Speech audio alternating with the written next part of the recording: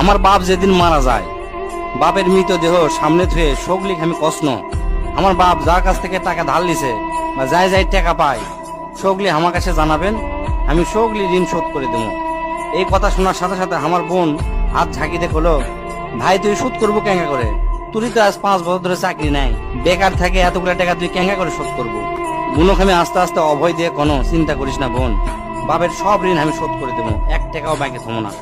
পরের দিন সকালে ঘুমোর থেকে উঠতে না উঠতেই দরজা খুলে দেখি বারান্দার 4-5 জন লোক বসে আছে, পাওনাদার। দেখে আমার গাও ঘামে উঠলো। অকেরে কি কমো, আমার মুখের ভাষা আসলো না। রাতটা ঠিক মতো পার হবার দেয়নি, আসে হাজির। সামনে যাতে একজন খাড়া হলো, খাড়া হয়ে আমাকে করছে, আমি অমুক ব্যাংকত থেকে আসছি, আপনার বাপ তার বেটা বেটির নামে 20 লাখ টাকা ব্যাংকত থুয়ে গেছে, তাড়াতাড়ি ব্যাংকত আসেন।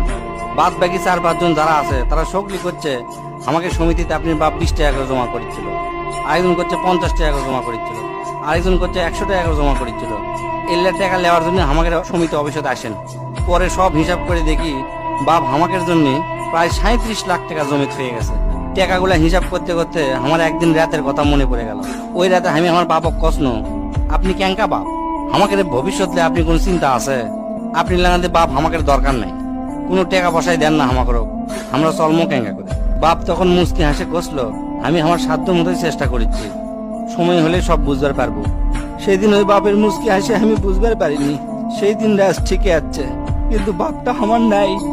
মাঝে মাঝে রাতের বেলা আকাশের দিকে তাকে কই, বাবা আজ পর্যন্ত তোমাকে বুঝতে পারলাম না, তোমার উপর খালি রাগই করে গেছি, কিন্তু তোমাকে জোরে ধরে কোনোদিন আই লাভ ইউ করতে পারলাম না। আজ বুঝিচ্ছি, কৃষক তুমি 1 শার্ট পরে 3 বছর পার করেছিলা, কৃষক তুমি 1 স্যান্ডেল 32 বার সেলাই করেছিলা, তোমার কাছে ক্ষমা চাওয়ার সময়টাও দিলা না। আমাকে তুমি মাফ করে দিও আব্বা, জীবনে তোমার সাথে অনেক বেয়াদবি করছি। তার কয়েকদিন পর খোঁজলে দেখি আমার বাপ কারো কাছে 1 টাকাও বাকি করেনি, 1 টাকাও ঋণ করেনি, বরঞ্চ অনেক মানুষক টাকা ধার দিছে, তারা এসে দিয়ে গেছে।